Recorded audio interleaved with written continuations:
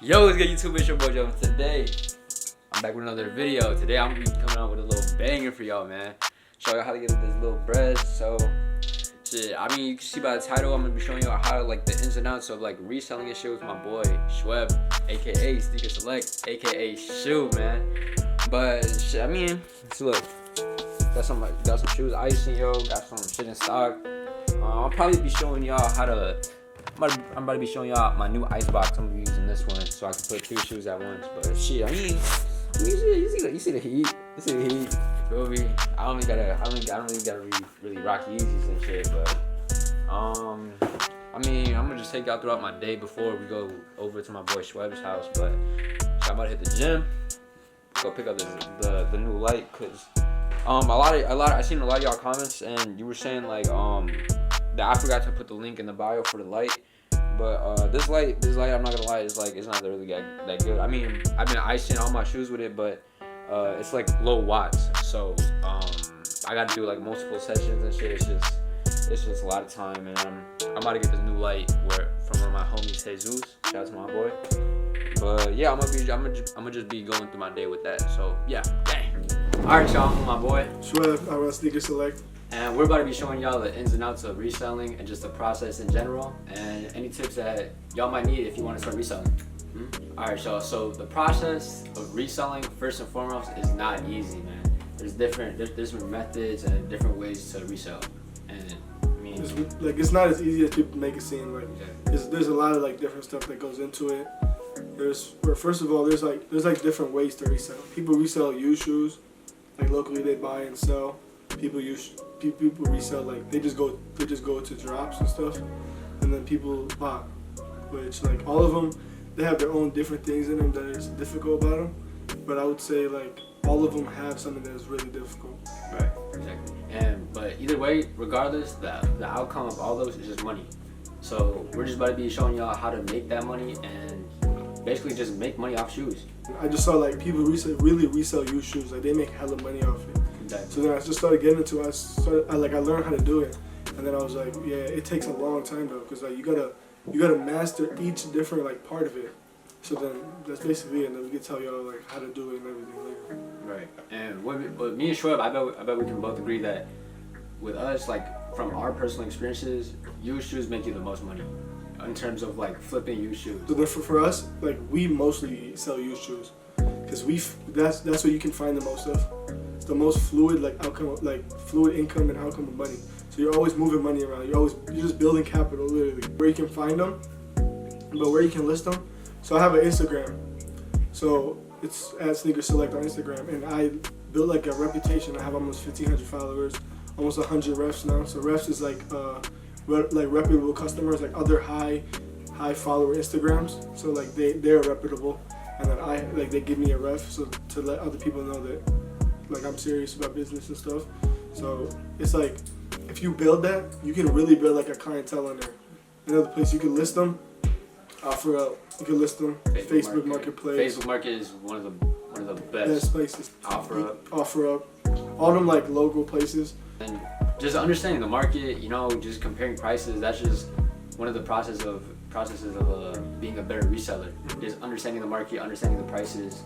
Not only just knowing where you're putting your shoe and listing your shoe in, but also understanding the market and the prices your shoe is being listed at. So with used shoes especially, a lot of people don't really have access to like for 11s for example, they don't really have access to like an ice box or like anything like that, or even like a shoe cleaner.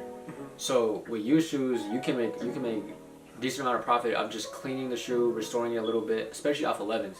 And what Shuayb was saying, how me and Shuayb buy like a lot of 11s, is just because of the icing. And icing changes your price of the shoe a lot. A lot of times, if we want to make that extra money, we just go put them in an ice box real quick. If you guys want, we can show you a video next. How do we ice? Or I think Joven already showed your video. You can check it out on his channel. And then also clean the shoes. People look at shoes and be like, oh, they're too dirty. Well, you never know. Like if they're creased, you can uncrease them. All you need is an iron. YouTube videos how to do stuff, and you'll find out. Right. And then clean shoes. Say you got a pair of dirty shoes, right? Like you get a pair of dirty shoes, you get them for really cheap. Say you get them for $40. They're dirt cheap. I mean, they're cheap and they're dirty. All you do is get some shoe cleaner, anything. Literally any shoe cleaner. Literally, and then you just clean it. You can literally use dish soap if you don't have shoe cleaner. Say you don't have money, right? But you have personals and they're dirty. So you want some money. You want to start reselling. Clean them, sell them. Now you have money. This is basically how I started. That's how I started. And this is just gonna lead us into capital and how much money you need to get started in terms of reselling.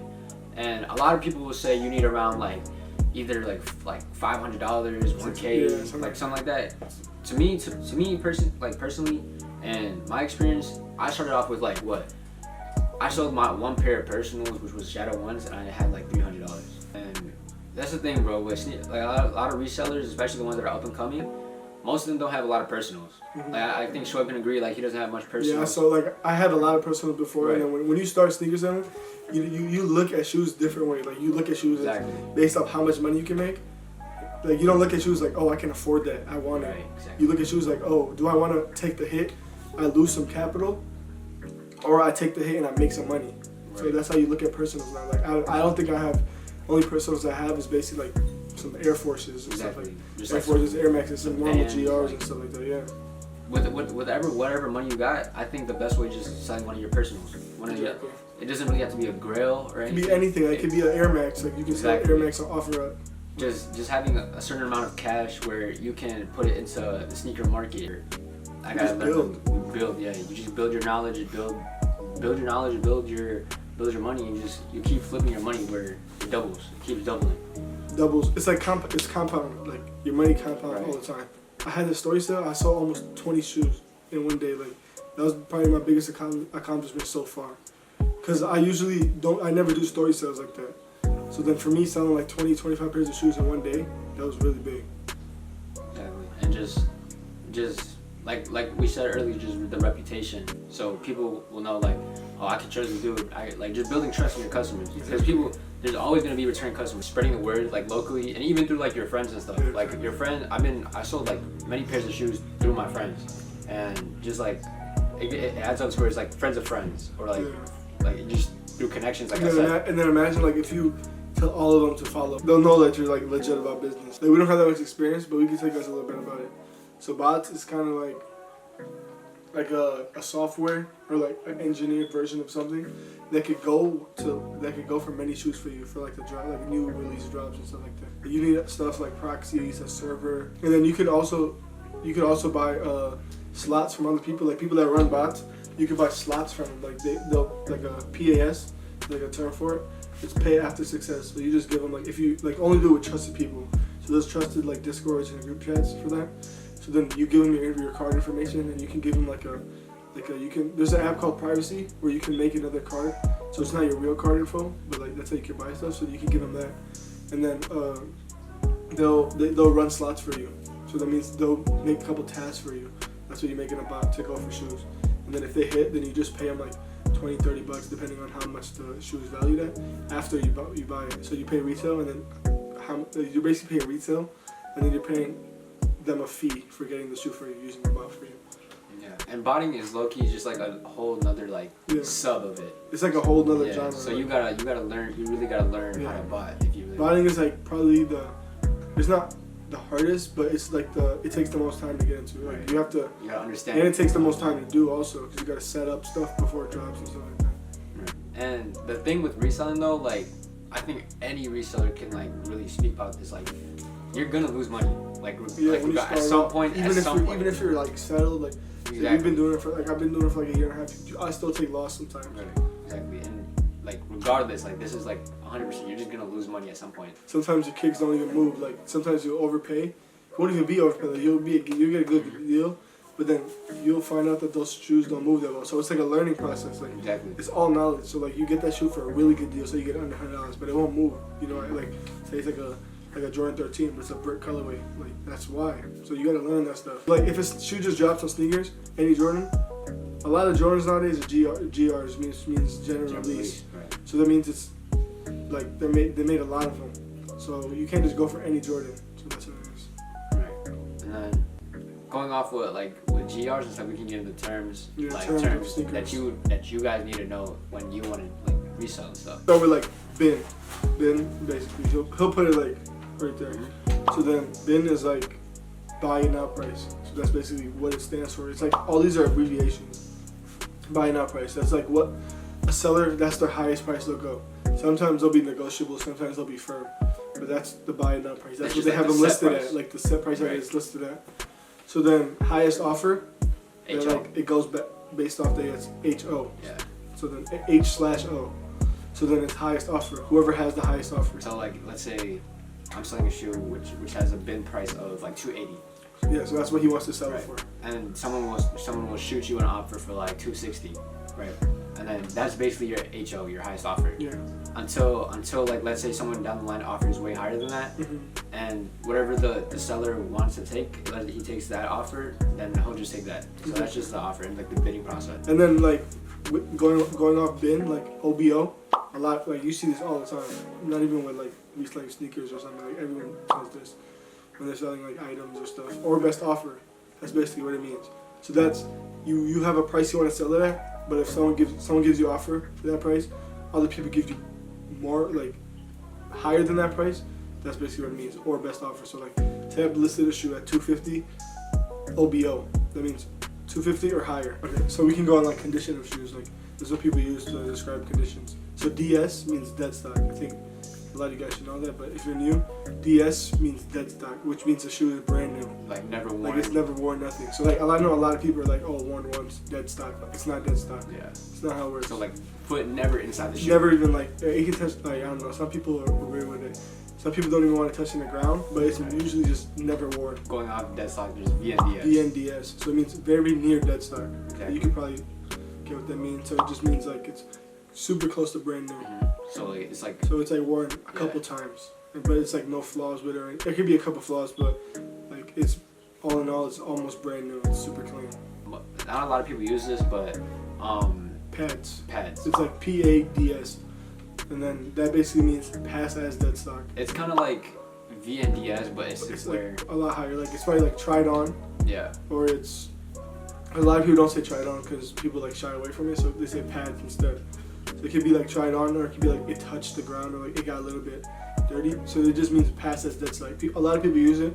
It can also mean like when a shoe is worn, but it doesn't even look worn. Right. Like it will pass apps. Like apps, meaning like StockX and Go, they check to make sure a shoe is brand new. So they're basically saying it will pass the apps.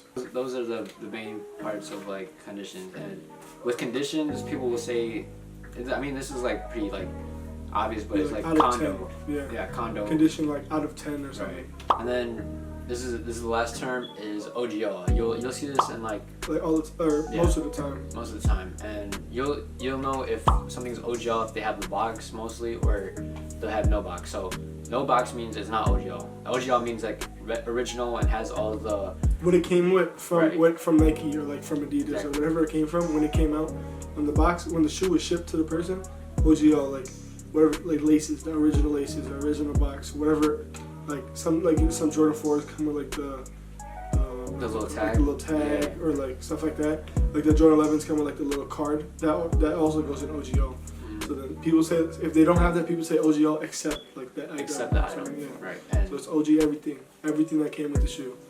Alright, Shaw, I mean that pretty much wraps it up for this resale process video, man. And like we said, man, just put your head to it. You can get instant cash, man. I made instant cash, he made instant cash. But I mean, you're gonna have struggles, but you just gotta keep pushing, man. Like, subscribe, go to my boy's Instagram, Sneaker Select. I'll put it right there.